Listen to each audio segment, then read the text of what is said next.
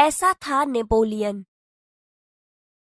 Napoleon जब छोटा लड़का था तभी से वह सत्यवादी था। एक दिन वह अपनी बहन इलाइजा के साथ आंख मिचौनी खेल रहा था। इलाइजा छिपी थी और नेपोलियन उसे ढूंढने के लिए इधर उधर दौड़ रहा था। अचानक वह एक लड़की से जा टकराया। लड़की अमरूद बेचने के लिए ले जा रही थी। नेपोलियन के टकराने से उसकी टोकरी नीचे गिर पड़ी। कीचड़ होने के कारण उसके सारे अमरूद खराब हो गए। वह रोती हुई कहने लगी, अब माँ को मैं क्या जवाब दूंगी? चलो भैया, हम यहाँ से भाग चलें। नहीं बहन, हमारे कारण ही तो इसकी हानि हुई है। यह कहकर नेपोलियन ने जेब में रखे 3 छोटे सिक्के उस लड़की को देकर कहा, बहन, मेरे पास ये 3 ही सिक्के हैं, तुम इन्हें ले लो। इन 3 सिक्कों से क्या होगा? मेरी माँ मुझे बहुत मारेगी। अच्छा, तो तुम हमारे साथ घर चलो, हम तुम्हें अपनी माँ से और पैसे दिलवा देंगे। भैया, इसे घर ले चलोगे तो माँ नाराज होगी। नेपोलियन नहीं माना। वह उस लड़की को अपने साथ घर ले गया। माँ को घटना की जानकारी देकर वह बोला, माँ, आप मुझे जो जेब खर्च देती है उसमें से इस लड़की को पैसे दे दीजिए। ठीक है, मैं तुम्हारी सच्चाई से खुश हूँ, मगर याद रखना, अब तुम्हें 1 महीने तक जेब खर्च के लिए कुछ भी नहीं मिलेगा। ठीक है माँ। माँ ने उस लड़की को 2 बड़े सिक्के दिए। वह खुशी खुशी घर लौट गई। नेपोलियन को धक्का देने की सजा तो मिली, परंतु सत्य के पथ पर चलने के कारण उसे यह सजा भुगतने में अद्भुत आनंद आया। वास्तव में नेपोलियन सच्चाई के पथ पर चलने वाला इंसान था। बचपन से ही उसे खुद पर दृढ़ विश्वास था और दृढ़ इच्छा शक्ति भी।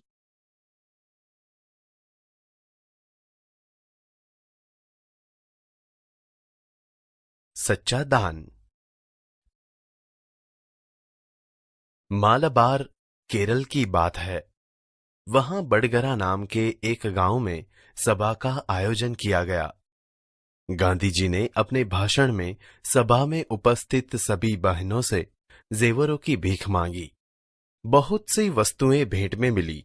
अपना भाषण समाप्त करके गांधी जी उनको नीलाम करने लगे। उसी समय कौमुदी नाम की 16 वर्ष की एक कन्या धीरे से मंच पर चढ़ाई। उसने एक हाथ की सोने की चूड़ी उतारी और उसे गांधी जी को देते हुए बोली, क्या आप मुझे अपने हस्ताक्षर देंगे? गांधी जी हस्ताक्षर कर ही रहे थे कि उसने दूसरे हाथ की चूड़ी भी उतार दी। ये देखकर गांधी जी ने कहा, अरे पगली लड़की, दोनों चूड़ियां देने की जरूरत नहीं है। एक ही चूड़ी लेकर मैं तुम्हें अपने हस्ताक्षर दे दूंगा। इसके उत्तर में कौमुदी ने अपने गले का स्वर्णहार उतार लिया। गांधी जी ने पूछा, तुमने अपने माता पिता से आज्ञा ले ली है ना? बिना कोई उत्तर दिए उसने कानों में से रत्न जड़ित बूंदे भी निकाल लिए। आभूषणों को देने के लिए अपने माता पिता से आज्ञा ले ली है ना? कौमुदी कुछ उत्तर देती इससे पहले ही किसी ने कहा, इसके पिता तो यही है ना? मान पत्रों की नीलामी में वही तो बोली लगवाकर आपकी मदद कर रहे हैं। तुम्हें यह तो मालूम होगा कि ये गहने दे देने के बाद तुम फिर नए गहने नहीं बनवा सकोगी। कौमुदी ने यह शर्त दृढ़तापूर्वक स्वीकार कर ली। गांधी जी ने हस्ताक्षर करने के बाद यह वाक्य लिख दिया, तुम्हारे इन आभूषणों की अपेक्षा तुम्हारा त्याग ही सच्चा आभूषण है। सच है, देश प्रेम से बढ़कर कुछ नहीं।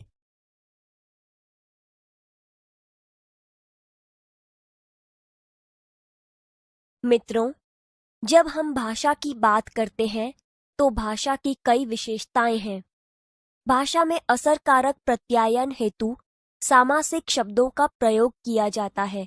उसी प्रकार कहावत भी भाषा के असरकारक प्रत्यायन का एक हिस्सा है।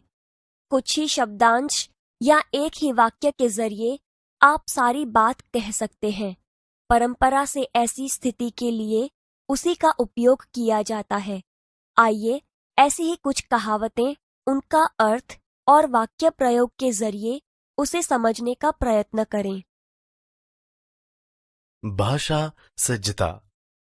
आए थे हरि भजन को ओटन लगे कपास। तुम्हें छात्रावास में इसीलिए भेजा था कि तुम परीक्षा में प्रथम आ सको, पर तुमने तो यहां रहकर भी बेकार की बातों में समय बर्बाद करना शुरू कर दिया। इसे कहते हैं आए थे हरि भजन को ओटन लगे कपास, अर्थात अच्छा काम छोड़कर महत्वहीन काम में लग जाना। उल्टा चोर कोतवाल को डांटे। एक तो तुमने चोरी की और ऊपर से मुझे ही डांट रहे हो। इसे कहते हैं उल्टा चोर कोतवाल को डांटे, अर्थात अपराधी द्वारा निर्दोष को धमकाना। ऊंची दुकान फीका पकवान।